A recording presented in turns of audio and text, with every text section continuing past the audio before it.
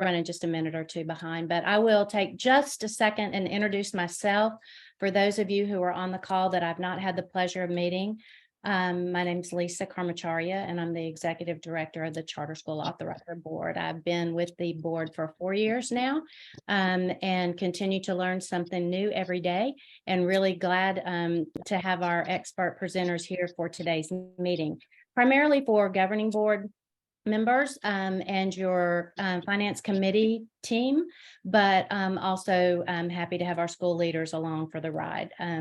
So really excited about what Jim and Barb are going to share with us, and I will let them introduce themselves briefly, and then we'll just get rolling. If you guys have any questions, feel free to put it in the chat, and if you're not speaking, if you would not mind muting yourself, that'd be great. That'll help keep things flowing smoothly, I hope. So we will kick it off, and Jim, I'll turn it over to you and let you introduce yourself, and then Barb can do the same, and we'll go from there. Great. Hi, everyone. My name is Jim Ford. I am at present an independent consultant, but I've been active in the charter school sector since 1995. I helped write the enabling legislation and funding formula in the District of Columbia. I believe that was the third state or locale that approved charter schools way back when.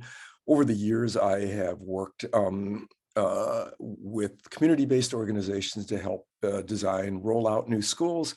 I worked for a brief period of time for one of the early charter management organizations as director of school implementation. I ran a lending program for a community development financial institution, and my focus was on charter schools for the better part of a decade. And I have done quite a bit of work with various authorizers all over the country.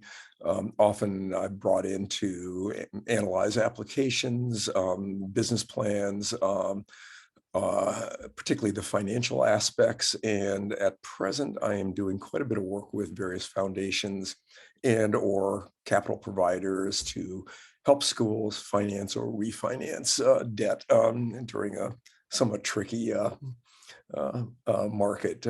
So you can tell I'm pretty old. I'm one of the early pioneers of the charter movement. So you can either blame me or thank me for some of the things. And I should say I helped NACSA, the National Association of Charter School Authorizers, develop their financial performance framework. And recently we just revised it.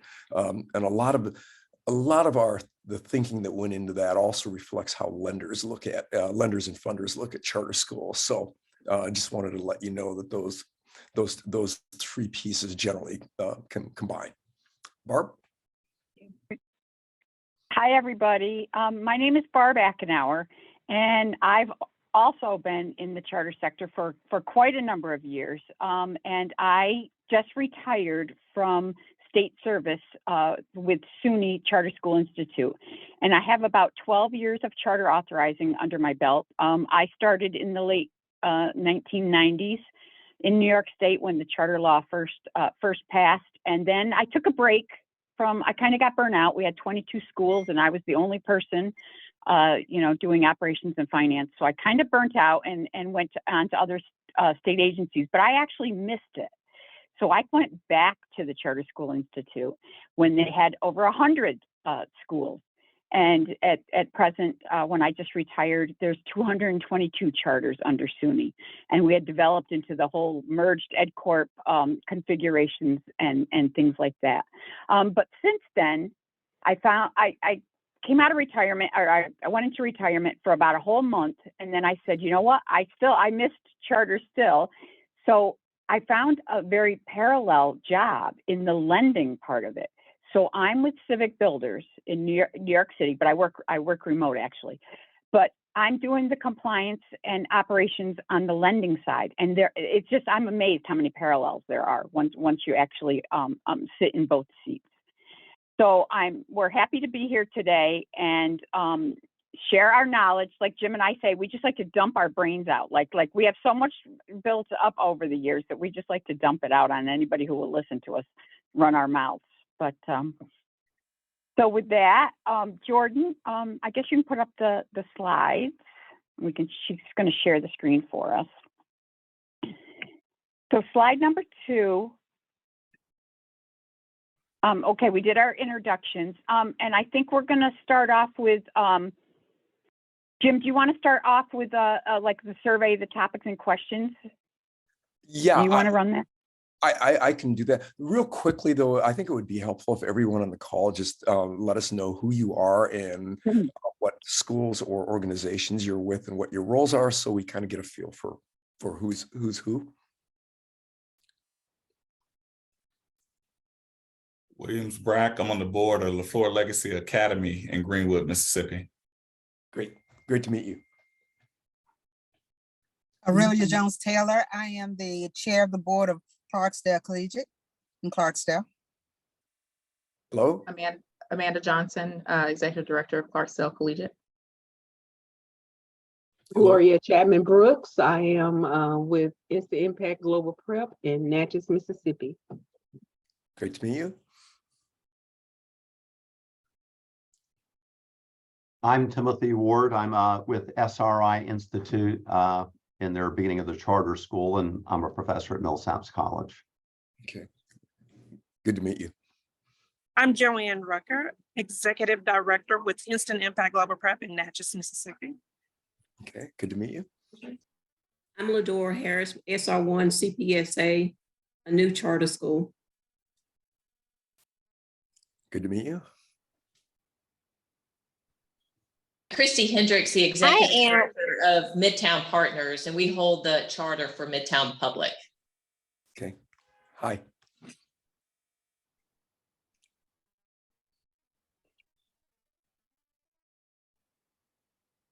I'm Angela Bass. I'm the Regional Executive Director for Republic Schools. Republic is a charter management organization that operates 4 schools in Mississippi.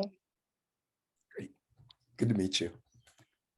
Hello, I'm Carol Harris. I'm with SR1 CPSA in Canton, Mississippi. Hello. I am Stacy Landry with Fourth Sector. We work with both Ambition and Republic in Mississippi. Okay.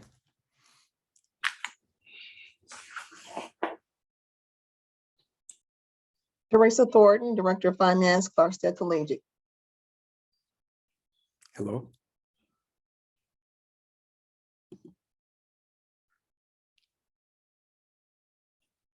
Marcus Berger with Ambition Prep, chair of the board. Thanks. Hi, good to meet you.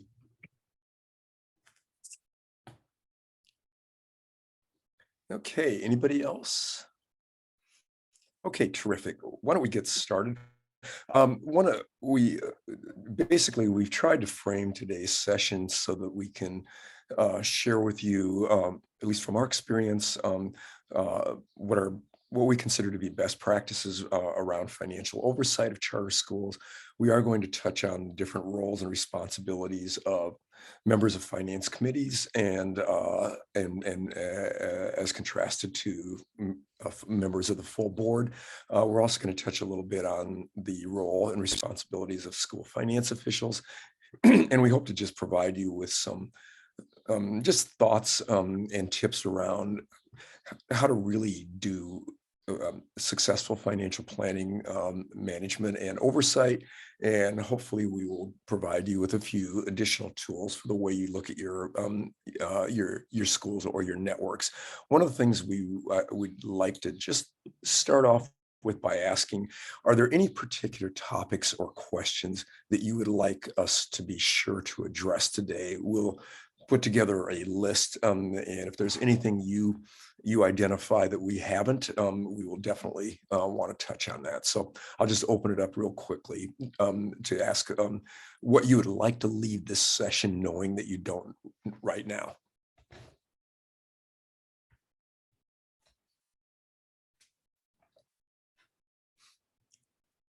Going once? Okay. Maybe they can throw it in the chat if they think of something while we're going. That would be terrific. Okay, why don't we move on to the next slide then. Barb, I'm going to turn it over to you since you can talk a little bit better than I can. Okay. So we're calling this a primer, and we're going to talk about some of the different best practices, and that includes a number of things. First off, we're going to talk about the CFO, or no matter what you call the position, the CFO, the school finance director, or an equivalent, which could be an external contracted provider for the finances. They need to have a strong knowledge base of the finance specific to the charter sector, and at a minimum, the not-for-profit sector. So if you're looking to fill those positions like that's a good base. You got to have that, and they've got to understand how the per pupil funding works in your particular location.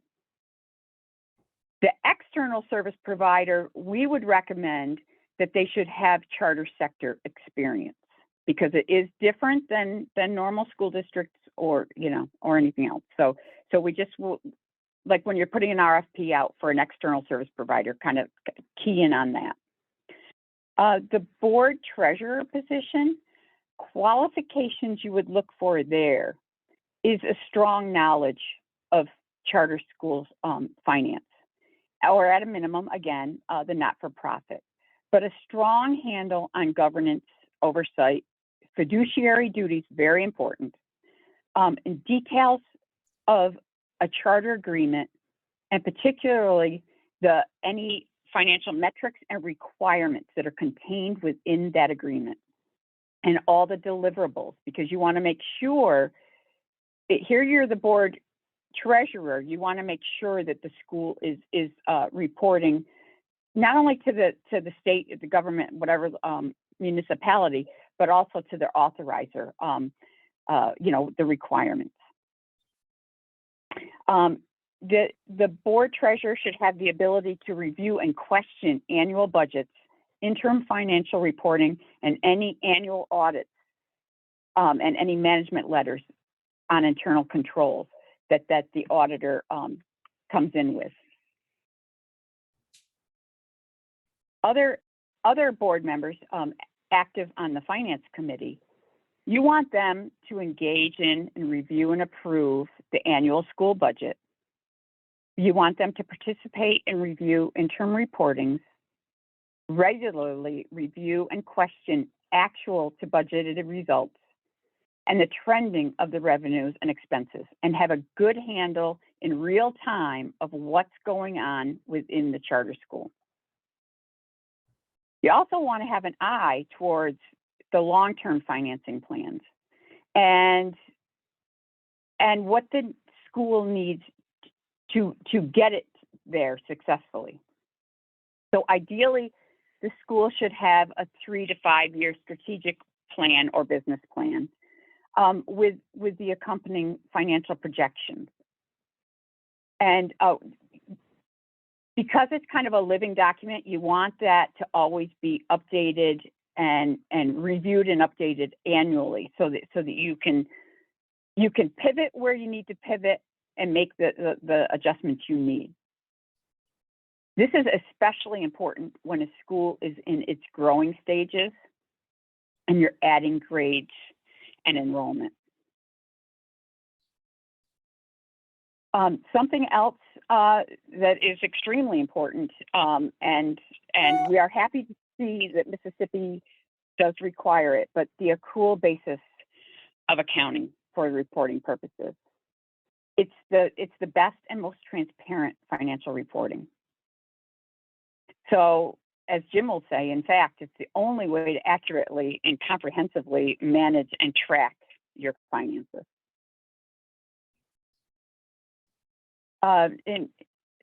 So Mississippi is required to follow GAAP, which is GAAP requires accrual basis accounting.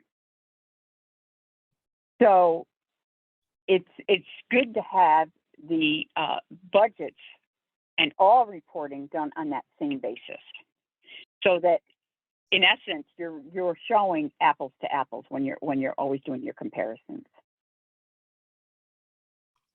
Jim, did you want to touch on that at all, on the accrual basis? Only one of the reasons that we feel that this is really important is both of us have been in the positions of both managing schools and reviewing schools from both the standpoint of an authorizer and a lender. And schools that do modified cash accounting and or modified accrual, often, particularly if they are incurring any debt related to facilities or other capital acquisitions, non-accrual based statements can be somewhat, if not very misleading in terms of the school's actual financial position and trends. And we, both Barb and I, have seen over the years that where schools do run into trouble financially, particularly with cash or funding shortfalls, it's often because it wasn't because they were not being diligent about trying to manage and look at financial data. It's that they weren't looking at the right data, and that's where the accrual basis comes in, because accrual accounting basically is, put it simply, it's a recognition of revenues and expenses at the time in which they are incurred, rather than when cash goes out. A cash basis of accounting can literally put schools in a position where your income statement or your balance sheet may look good, but that's because you've delayed or postponed payments of bills and or debt. And it doesn't take long for schools to financially hemorrhage in instances where the reporting and the accounting is only done on a cash basis. So in many ways, once you become accustomed to doing everything on an accrual basis, it actually makes your lives easier, and it makes your authorizer's job easier, because you literally, on a real-time basis, can look at a school and see both its current financial position, but you can also more, I think, accurately look at trends and identify problems as they are arising, rather than after you are really in a very difficult situation. Barb, I'll go give it back to you. Okay. Okay, the next little topic we wanted to touch on was a school's financial policies and procedures manual. It's a best practice for leadership and the school board to annually do a review and update of the manual to always ensure that it's reflecting the current operations of the school. I'll give you an example, like the authorization levels for approvals. Make sure that it's the appropriate level for what's going on as the school grows. Like, things change. So those authorization levels, you have to adjust as you go and make sure it's functioning well. In another example, bank signature cards. You've got to make sure that those are accurate, up to date, that you don't have any leadership changes, that those people still have signatory rights, or board member changes and that they still have signatory rights, because that's, literally they could walk into the bank and take out X amount of dollars without even being questioned because they were on that signature card. So again, it's your fiduciary duty to monitor all of these things, make sure that everything's up to date. And when the annual audit happens, the auditor comes in the door and they take that manual, and that's what they're auditing against. They're auditing against those authorization levels and things like that. So whatever's in that manual, you want it to make sure that it reflects current operations. And you want to make sure that there's there's enough segregation of duties, meaning another set of eyes is checking the transactions, that payroll changes aren't being made just on one signature and nobody else knows it's, payroll's been, somebody got a $10,000 raise. There needs to be other checks and balances to make sure that these things are properly approved and input correctly into the systems. You want that manual to also have kind of additional policies that kind of go along with it, like any conflict of interest policies would tie into the manual. any whistleblower type policies would tie into the manual. And your IT security is another big one that comes into your policies and procedures manual. So all of this is an eye towards strong internal controls. And when leadership in the board is having a meeting with any of the external auditor people, you want to have these conversations with them. You know, make sure there should be no surprises when the audit comes out and is all final, said and done, that they aren't coming to you and saying, you know, that there's major weak internal control weaknesses. You want to ensure all along that everything's strong and functioning.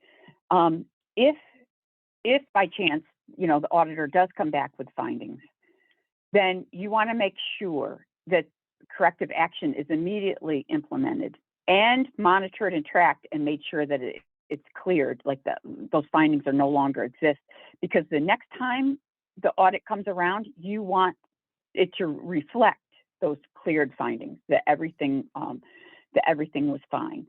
Jim, do you want to add any more to that? No, I think you've covered it adequately. I would pause though and ask if anyone has any questions about what we've just gone through.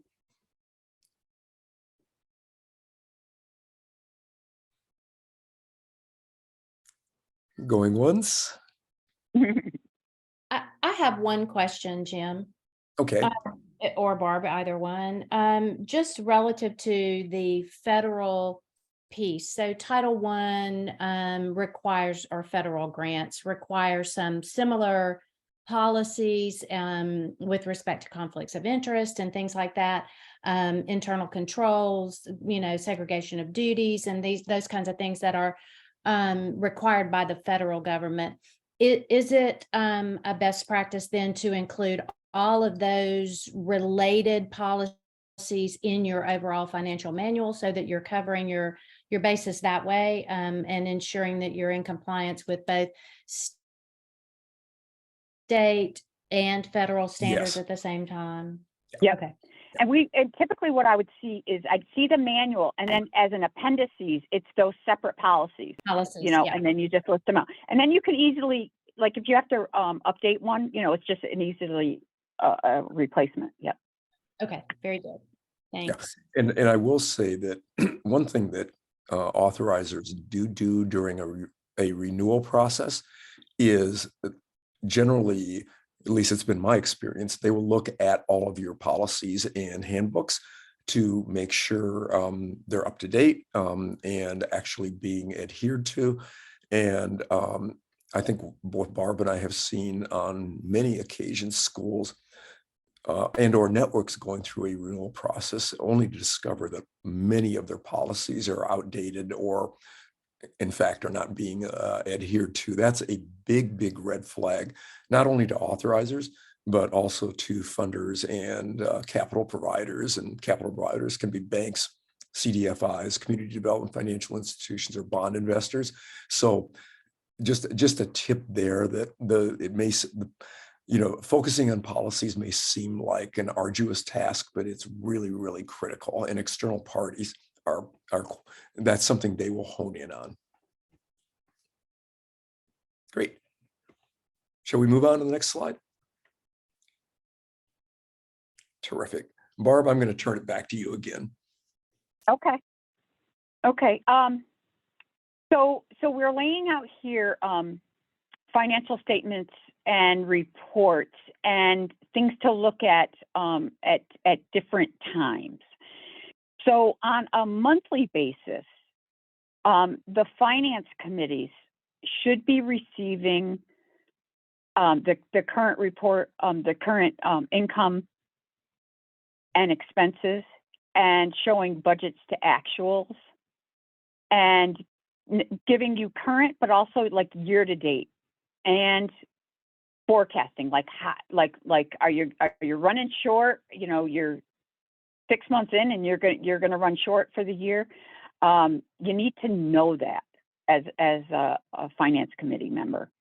And especially if finances are extremely tight. You need this information to stay on top of the cash flow.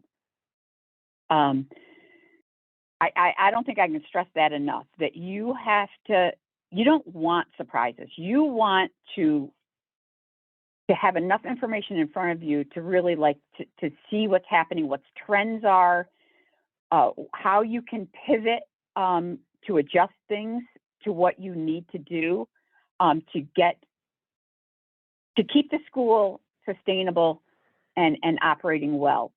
You can't be behind the 8 ball on this. You have to stay in front of it. And then, so that's on a monthly basis. So then quarterly reporting, you want to report up to the full board. And typically that's from the finance director or the chair of the finance committee, or they do it jointly. Maybe a fiscal dashboard that would show, and we'll give you samples. We've got some samples of dashboards that we'll be able to get to you guys. But the dashboard would give like a 1-page snapshot, which is always helpful for a board member, especially someone who isn't in the finance realm and it's kind of foreign to them. Like having the 1-pager, and lots of things are green, yellow, and red. You can so they know where to focus. But that would show enrollment, how that is trending. It would show if you had any debt covenants for your loans and how the status of that, because you don't want to be out of compliance with your lenders, and an overall financial snapshot and trends, like how are things trending. So you want those 1-pagers for the board members. And you also want them to be aware of the reporting requirements, because as a board member, they're responsible for this charter and the reporting of it. So you want to make sure that the board is well aware of anything that's late, anything that's upcoming, to the authorizer, to the lender, to the funders, and anything that's out of compliance or potentially going to be out of compliance. You want to know that as a board member. Yeah, So just to add one point, the dashboard should really track your status versus any financial requirements that are in your charter contract. And you should also track any covenants that are required by anyone you're borrowing money from, because literally those are the things that you want to ensure that you literally are never out of compliance with. And I will say that capital providers sometimes are a little bit more aggressive than authorizers when it comes to a lack of compliance. So whoever's giving you money, you need to keep them pretty you need to keep them happy. And one other thing I would note is, we began the presentation emphasizing accrual accounting, which really looking at accrual-based statements really helps you understand your financial strength, your viability and trends. But at the same time, cash is king with charter schools. So monitoring cash flow, particularly if your finances are relatively tight, is really important, because you really need to ensure that you have enough cash on hand to address any contingencies or unforeseen circumstances. And I think both Barb and I have seen over the years where letting cash diminish has sometimes exacerbated problems and or unexpected situations that arise. So I just want to be clear that when we're talking accrual, it's to determine strength, but cash tells you where you're at and where you need to be on a day-to-day basis. And I can tell you, I can take you back to March of 2020 when, I had 220 schools and a pandemic was hitting and we didn't know what to do. I will tell you that I had webinars and we didn't know if per pupil was going to come in the door. We didn't know what was going to happen. thankfully it all did, but the immediate guidance to those schools were, make sure your lines of credit are updated, active, and ready and there and waiting in the wings in case you need it, because we might need it because per pupil might not be flowing correctly. So that was number one. Cash was king on March 2020. So you have to be prepared and in a mindset that, because it has happened to us now, that you've got to be sustainable. So always have that in the back of your mind, that you don't want to hoard cash. Now, you don't want to go the opposite and hoard it, which I've had people do too, because they wanted to build a huge, facility and pay cash for it. You don't want to do that because you're taking away from the program. So you want to be reasonable, but to always keep an eye to it. Okay, switching back to board members and board and what you can expect to see. Annually, the finance committee should report to the full board the audited financial statements and any management letters that the external auditor issues. And if any of those audits come with management letters, you clearly want to already have on track a corrective action plan and ready to institute that and make sure that you're doing follow-ups. But another good thing to do is to actually have the conversation, have the auditor in the room with, if not just the finance committee, maybe the full board, have that auditor in the room with you and have the discussion of where the school stands and any recommendations the auditor gives you. Did you want to add anything to that, Jim? No, I think you adequately covered it, Barb. Okay. So we can go to the next slide. Anybody have any questions before we move on? Okay. Barb? Okay.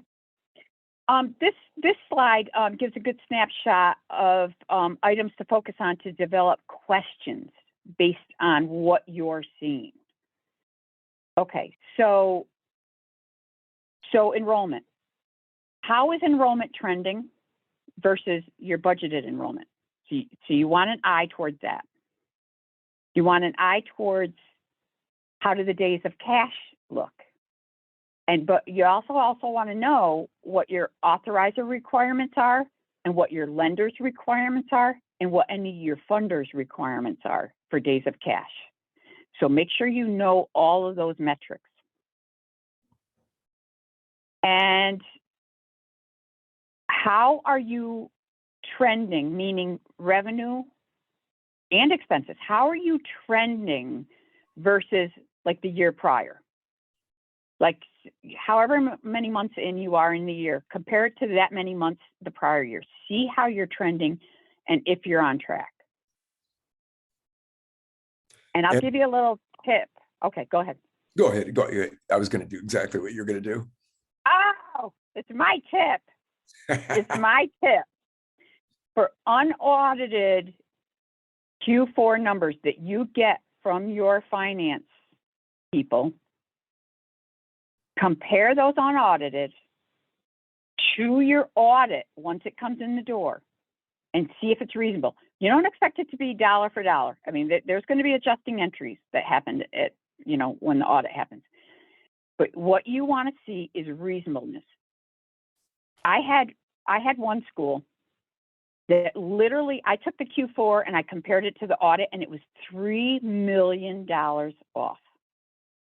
Now, if you were a board member and you had been basing all your decisions on those unaudited numbers you were getting all the time, how would you feel if come audit time, the auditor says, oh no, that was wrong by $3 million? I mean, it'd be gut-wrenching because here you're making decisions and, so you got to be able to rely on those unaudited numbers you're getting. And I can't stress that enough. That I mean, they don't have to be exact. but you have to, there has to be a reasonableness number there, like that you're comfortable with. You want to add to that, Jim? I got a real life scenario. Yours was better than mine. The only thing I would add is regarding enrollment.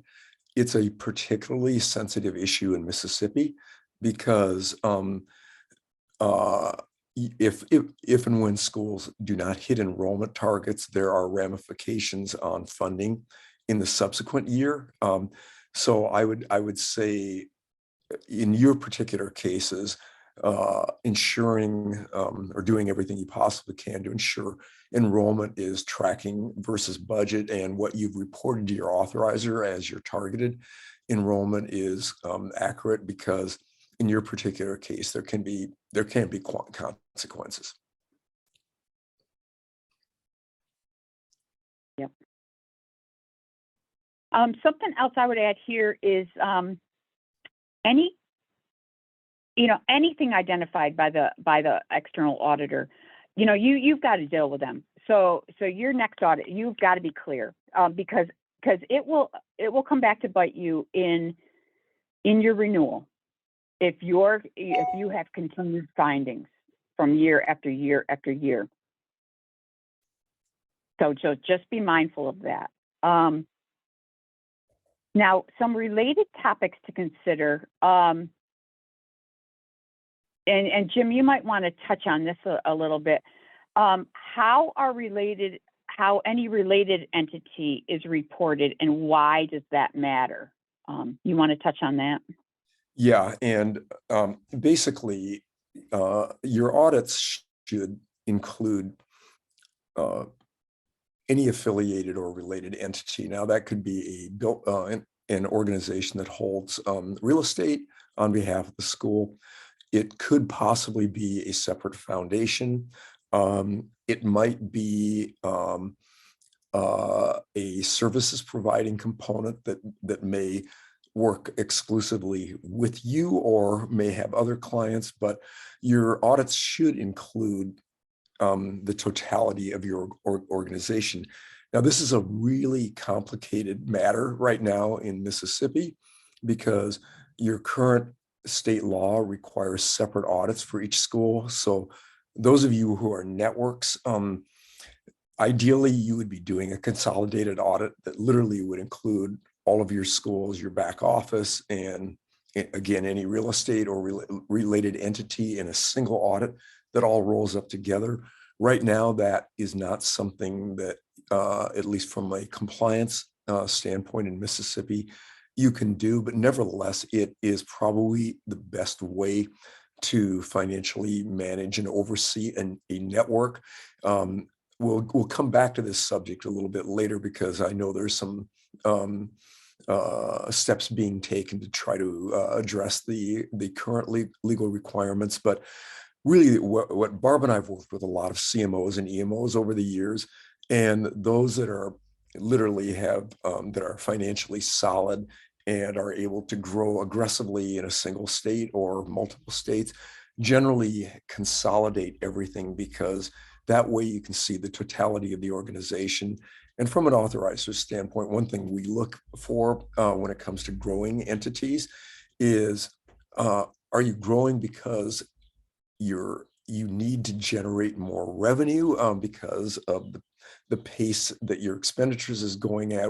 So authorizers really want to know, when you're growing, what's driving it? Is it conscientious planning? Is it need and demand for additional seats? Or are you experiencing financial issues that are causing you to have to add additional students in order to remain financially viable? The latter is a red flag in all candor. Any questions? I hope we're not throwing too much at you at once, but and I know there's a risk there. Why don't we move on? Okay, the next slide. There we go. So now we're going to talk a little bit about dashboards and what those best practices are. Always remain mindful of the key metrics that are required in your authorizer contract, any charter management agreements, any authorizer renewal benchmarks, and any debt financing covenants that were agreed upon back when the loan was originated. So on a regular basis, you want to request a review of the status of those. So as leadership and board members, you'd want to be asking the finance staff to keep you updated on the status of all of those things and how they're trending. So there's no surprises at year end, that you're not gonna make a covenant, you're not gonna make some sort of metric, with your authorizer. So always stay on top of that dashboarding. Do you want to add anything, Jen? I was going to say, Jordan, if you could for a second give us screen sharing rights, and I will just put up a sample dashboard for everyone, just to kind of, okay, I think I've got it. Nope. Okay. Let's see. Jordan, have you been able to give me? Yes, the screen share is open. We should be able. Okay, let me click onto that then. Okay. Sorry, everyone. I am having trouble. Oh, there we go. Can you see my screen now? No. How about right now?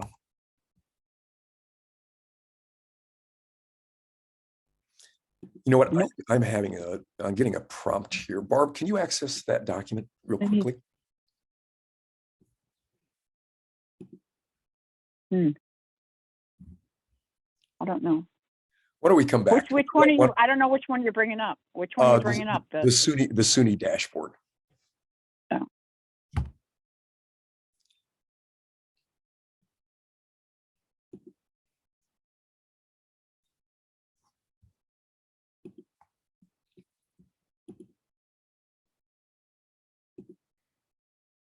Here, somebody's going.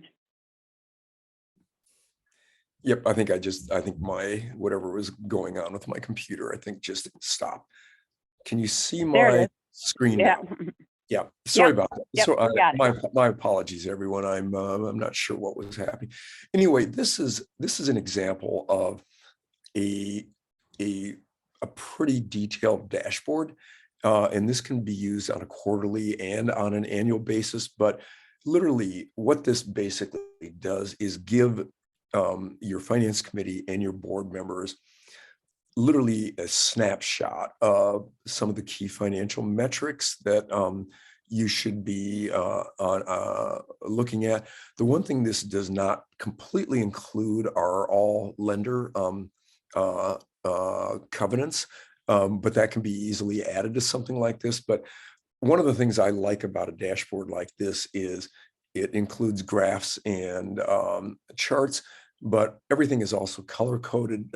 Generally, red means that's not good, something that you should be looking at. Yellow or gray is you're okay, but it's you're not hitting your metrics or where you need to be. And then green tells you that you're either meeting or exceeding what your goals or requirements are.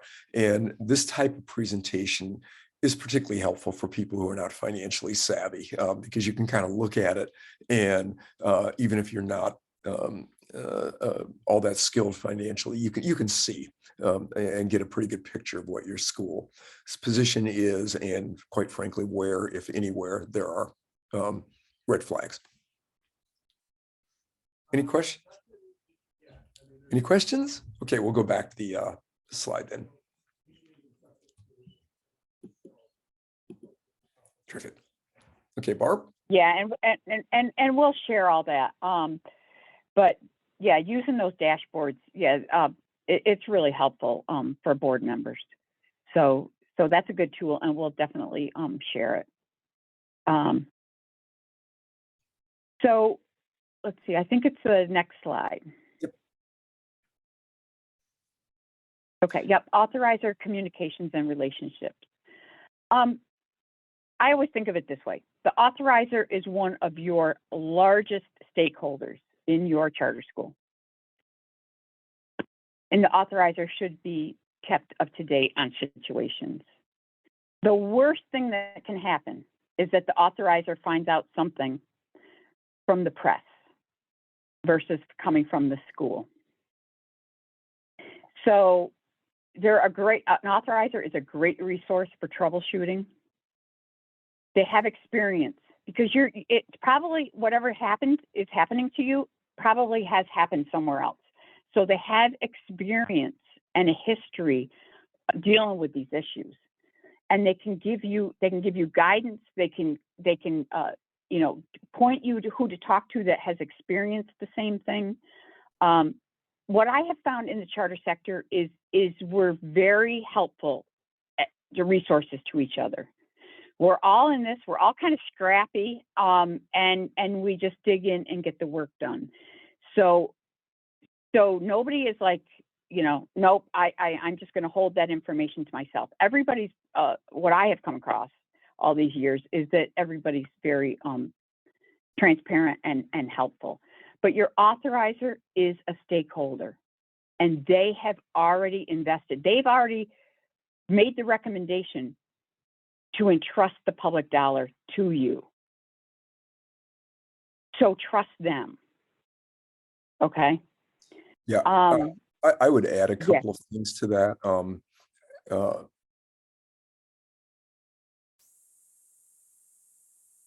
We had an approach with all of our schools or networks.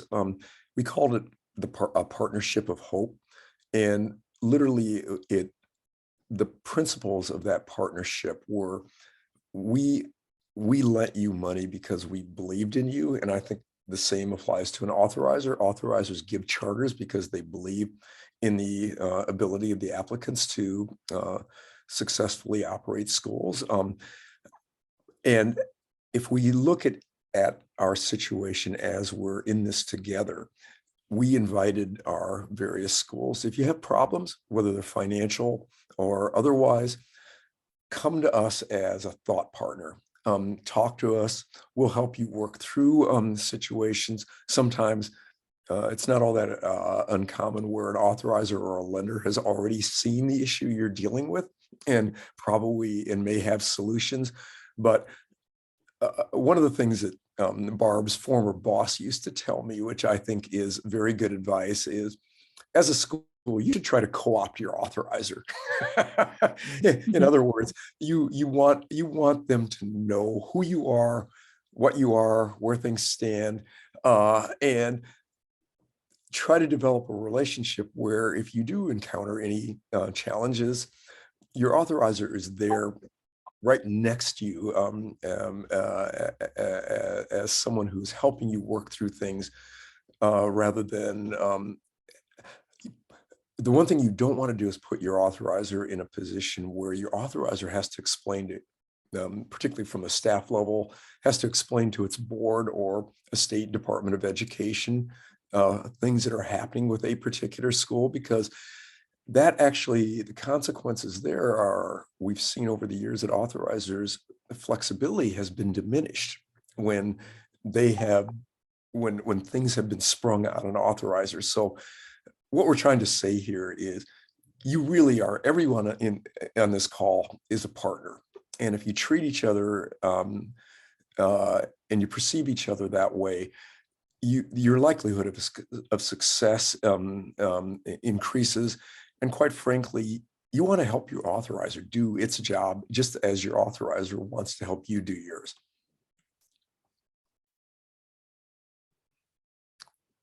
Questions? Okay, let's move on. We're going to throw it out. We're going to throw this open. Going to throw it out to you now. Just anything you'd like to discuss right now with us. One thing I will offer, Lisa, feel free to give Barb's contact information and mine to everyone so that if people want to circle back with us individually, we're more than happy to have, one-off conversations as well. Questions? Oh, come on, you guys. Yeah. Somebody's gotta. Did we throw too much at you? Or maybe you should talk to us about any challenges that you see that you're having. Yeah, that'd be great. Jordan, if you don't mind, if you can push down the presentation, then we can see everybody. Thanks. That's great. Yeah, I can't believe that no one has a question or a comment. I'll be brave. Angela. I think so you might just, I don't know, say a little bit on this, but we are the only CMO in the state. And I think some of our challenges have been related to like operating each of our schools as like separate LEAs. And but also, having, so like we present our finances to our board to show where each LEA stands on its own, but also like showing a big picture of like how the whole organization is performing together. And just wanted to hear like some of your insights on that, or best practices you've seen, or templates you could share. Yeah, it's funny. First of all, the legal requirements that pertain to networks really vary by state. And I have a feeling, I know a little bit about Republic. I think you originated in Tennessee, where I think the statutory requirements around financial reporting and compliance are very different than they are in Mississippi. I wish I could say that there is one good answer to, I think, some of the questions that you're asking, but unfortunately the answers are state by state dependent. I think in your case, given what I understand the existing statutory requirements to be, if I were you, I would have your auditor prepare a consolidated audit for you that literally includes all your schools, whatever your regional component, any aspect of your entity that's operating in Mississippi that's either generating revenues or expenses, I would include in one single audit. I would also do my budgeting on that basis, because and particularly if you're adding additional schools, because you're going to be at times have schools that are fully mature. There's others that are in the process of reaching maturity. Then you have new startups. You have different challenges with each, and you want to be sure that each of your schools are financially solvent, because in Mississippi right now, that is the requirement that you must live with, because each of your schools must be audited. I think Lisa is actively working to try to get the law changed so that you could do a consolidated audit and meet your compliance requirements. Right now, it is what it is, but I would still do the consolidated audit, simply because from a managerial standpoint, you want to be able to see the totality of your organization at all times. And you really want to see whether you've got any cash flow or financial shortfall issues at a single school site. And that's where, quite frankly, you use your philanthropic or non-public funds to try to, plug some gaps. I'd be happy to talk to you further about this, because it's a tough question. And at the same time, you probably have funders that want to see information in one way. You may have lenders that want to see it in another way. So I appreciate the fact that you may be literally having to do 3 different sets of financial presentations for external stakeholders. And I understand that that is not the most fun thing in the world, but people have figured out how to do it. And we could probably point you to some organizations that have had, that have been faced with the same challenges and at least figured out the best way to navigate. Does that help? Yes, thank you for that. Oh, you're welcome. You're welcome. Any other questions?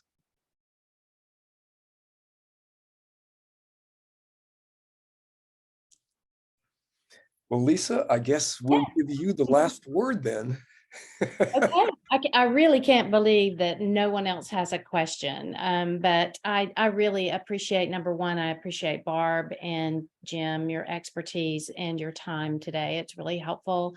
Although we've had a lot of internal conversations and back and forth conversations about finances and the law and reporting and training and all of those things, really getting everybody together. It's just a wonderful opportunity to learn from each other and to continue to grow. That's one thing that I'm really committed to, and my team knows this, and that is continuous improvement.